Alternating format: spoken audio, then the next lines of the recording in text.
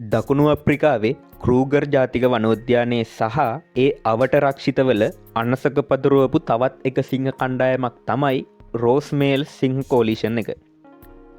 සිංහ සහෝදරයෝ දෙන්නෙක්ගෙන් හැදුන මේ කෝලිෂන් එක අවුරුදු 10ක විතර කාලයක් මේ රක්ෂිතයේ බලය පතුරුවාගෙන ඉන්නවා. මේ කතාව කියවෙන්නේ විශේෂ සිංහ ප්‍රයිඩ් එකකින් පැවතගෙන එන රෝස්මේල් සිංහ කණ්ඩායම ගැන.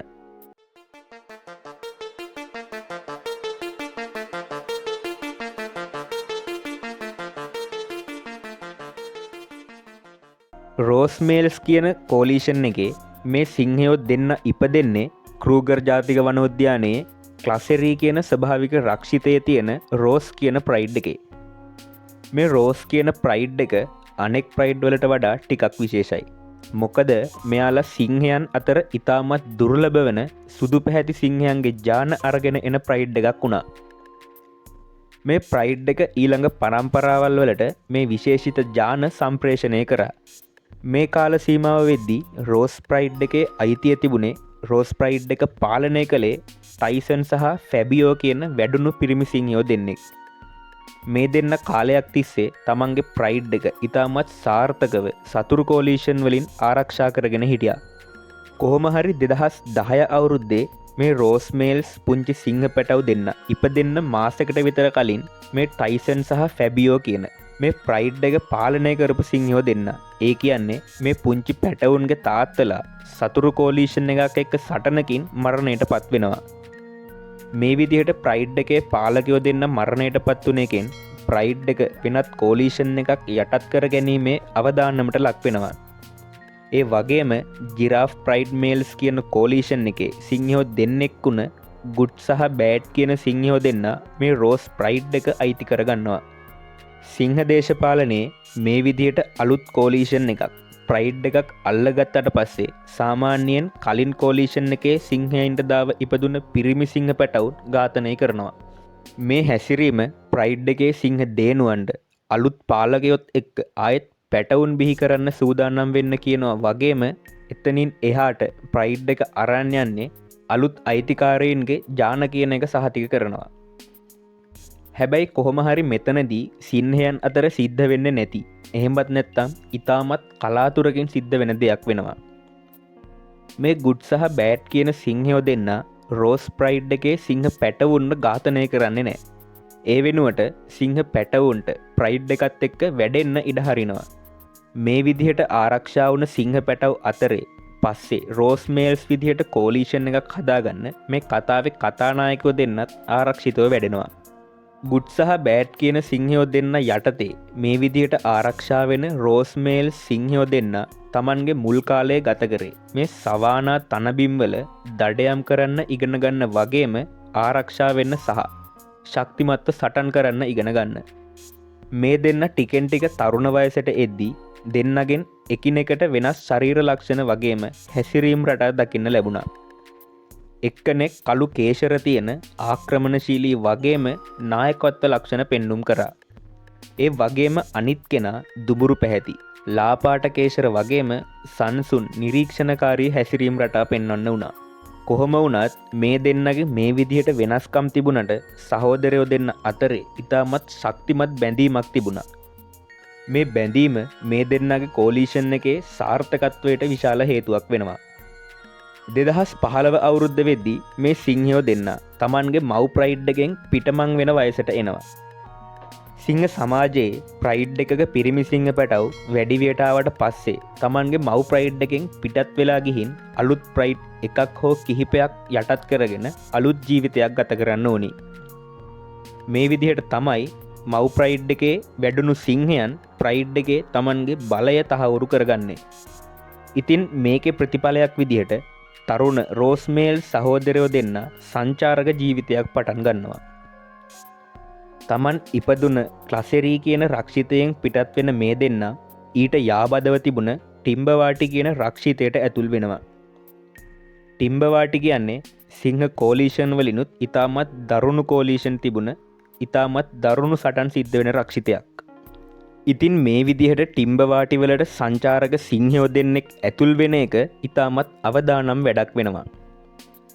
2015 අවුරුද්දේ අගභාගය වෙද්දී මේ සහෝදරයෝ දෙන්න ඇවෝකමේල්ස් කියන සිංහ කෝලීෂන් එක පාලනය කරපු ප්‍රදේශයේ පැත්තට එනවා. මේ වෙද්දී ඇවෝකමේල්ස් කියන්නේ ඉතාමත් ශක්තිමත් කෝලීෂන් එකක්. හැබැයි රෝස්මේල් සිංහයෝ දෙන්න තවමත් දරුණු කෝලීෂන් එකක් එක්ක සටන් කරන්න තරම් අත්දැකීම් සහ ශක්තියෙන් අඩු කෝලීෂන් එකක්. ඉතින් මේ නිසා මේ දෙන්න ඉතාමත් බුද්ධිමත්ව අඩියක් පස්සට ගන්න තීරණය කරනවා.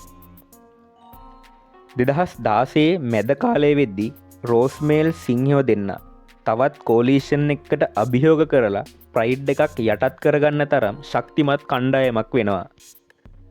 මේ කාලයේදී මේ දෙන්නට අවට ප්‍රදේශයේ පාලනය කරපු සිංහ කණ්ඩායමක ප්‍රධාන සාමාජිකයෙක් හම්බ වෙනවා. මේ සිංහයත් එක්ක ගැටුම ඉතාමත් ඉක්මනින් දරුණු සටනක් දක්වා වර්ධනය වෙනවා.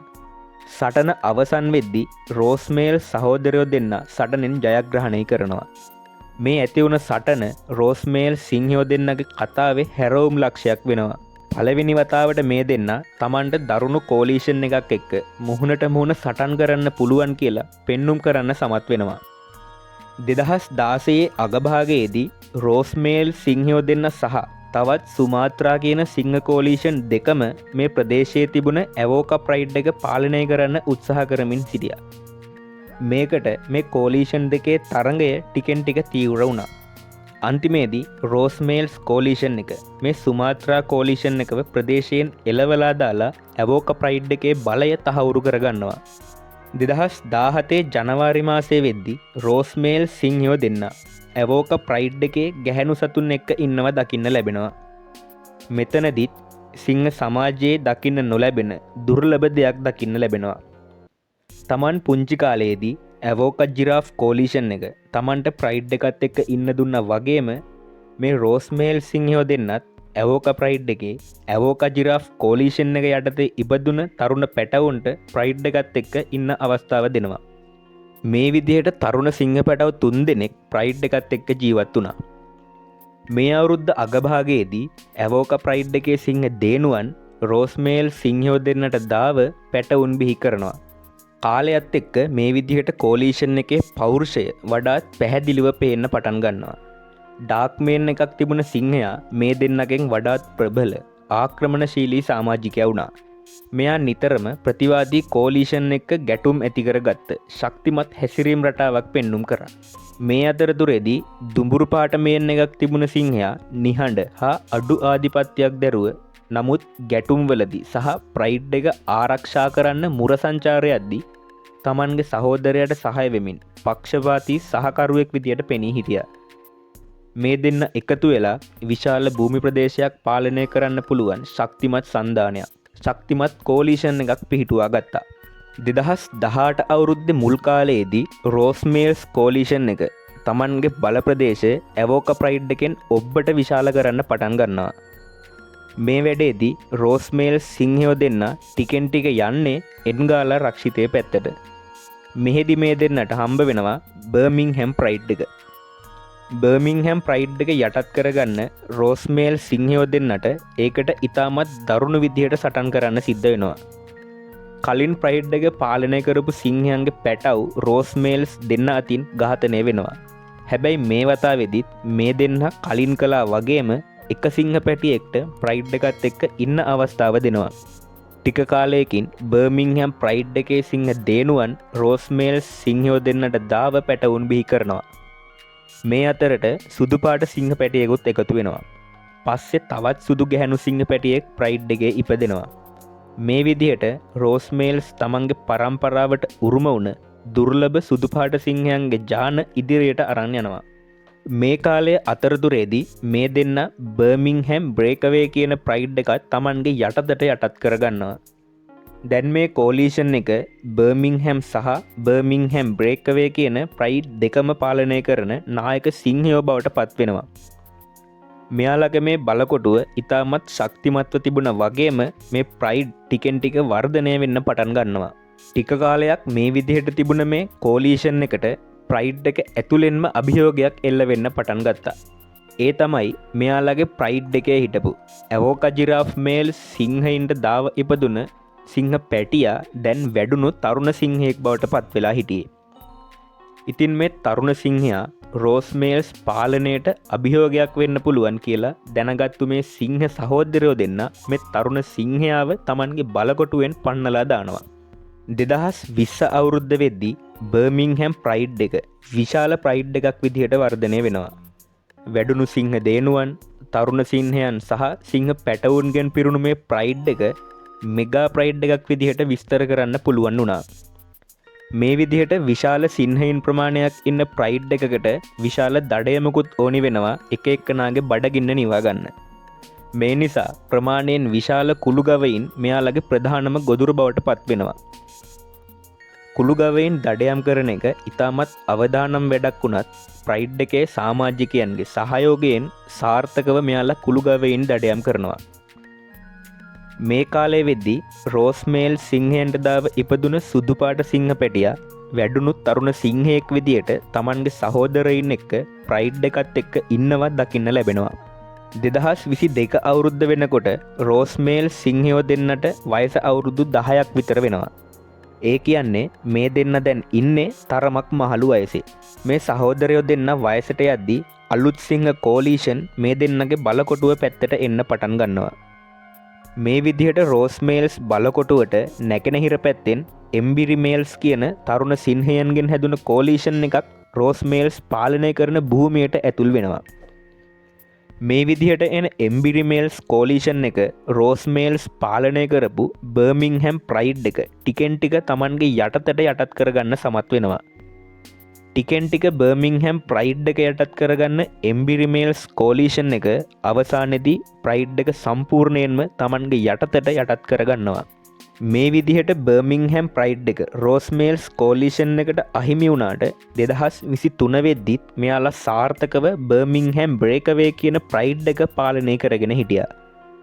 මහලු වයස හිටියත් තරුණ ප්‍රතිවාදී සිංහයින්ගෙන් බර්මින්ගහැම් බ්‍රේකවේ ප්‍රයිඩ් එක ආරක්ෂා කරගෙන ඉන්න රෝස්මේල් සහෝදරයෝ දෙන්නට පුළුවන් වෙනවා. 2024 අවුරුද්දේ මැද භාගයේ වෙද්දී රෝස්මේල්ස් කෝලීෂන් එකට දාව ඉපදුන තරුණ සිංහෙක් බර්මින්ගහැම් බ්‍රේකවේ ප්‍රයිඩ් එක ආසන්නයෙන් සැරිසරනව දකින්න ලැබුණා. හැබැයි මේ අවස්ථාවේදී රෝස්මේල් සිංහයෝ දෙන්න මේ තරුණ සිංහයාව ප්‍රයිඩ් එකෙන් එලවලා දාන්නේ නැතුව ඒ වෙනුවට ප්‍රයිඩ් එකත් එක්ක එකට ඉන්න අවස්ථාව දෙනවා. මේ කාලයේදී රෝස්මේල්ස් කෝලීෂන් එකේ පාලන ප්‍රදේශයට ආසන්නව තිබුණ ටෝනි බුෂ් කියන රක්ෂිතයෙන් සිංහයෝ 6 දෙනෙක්ගෙන් සමන්විත වුණ මොන්වානා කියලා ශක්තිමත් කෝලීෂන් එකක් ආරම්භ වෙනවා.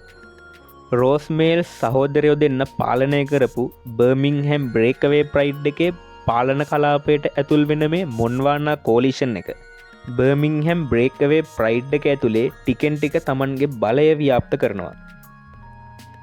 මේ විදිහට ක්‍රූගර් වනෝද්‍යානයේ කාලයක් ආධිපත්‍ය දරපු රෝස්මේල්ස් කෝලීෂන් එකේ බලකොටුව සම්පූර්ණයෙන්ම බිඳ වැටෙනවා. මුලින්ම ඩාක්මේන් එකක් තිබුණ රෝස්මේල් සමාජිකයා මේ ක්‍රූගර් වනෝද්‍යානය ඇතුලේ අතුරුදහන් වෙනවා. ඊට පස්සේ 2024 දෙසැම්බර් මාසයේදී මේ දුඹුරු පාට මේන් එකක් තිබුණ අනිත් සමාජිකයා තමන් පාලනය කරපු ප්‍රදේශයට තරමක් දුරින් තනියම ඉන්නව දකින්න ලැබෙනවා. ඒ අවස්ථාව තමයි මේ සිංහයාවත් අවසාන වතාවට දැකපු අවස්ථාව. රෝස්මේල්ස් කෝලීෂන් එක මේ විදිහට අවසන් වුණාට මෙයාලගේ පරම්පරාව ඉදිරියට අරන් යන්න මෙයාලට දාව ඉපදුන සිංහ පැටව් සමත් වෙනවා. ක්‍රූගර් වනෝද්‍යානයේ ජීවත් වුණ සිංහ කෝලීෂන් වලින් තමන්ගේ පරම්පරාව ඉදිරියටත් ව්‍යාප්ත කරපු ඉතාමත් සාර්ථක කෝලීෂන් එකක් තමයි මේ රෝස්මේල්ස් කෝලීෂන් එක කියන්නේ. සිංහ සහෝදරයෝ දෙන්නෙක්ගෙන් හැදුන මේ විශිෂ්ට කෝලීෂන් එක අවසන් වෙලා ගියත් ඒ ලේනෑකමින් ඉදිරියට යන තවත් සිංහ කෝලීෂන් රෝස්මේල්ස් පුරාවෘතය ක්‍රූගර් වනෝද්‍යානය ඇතුලේ අමරණීය කරාවි.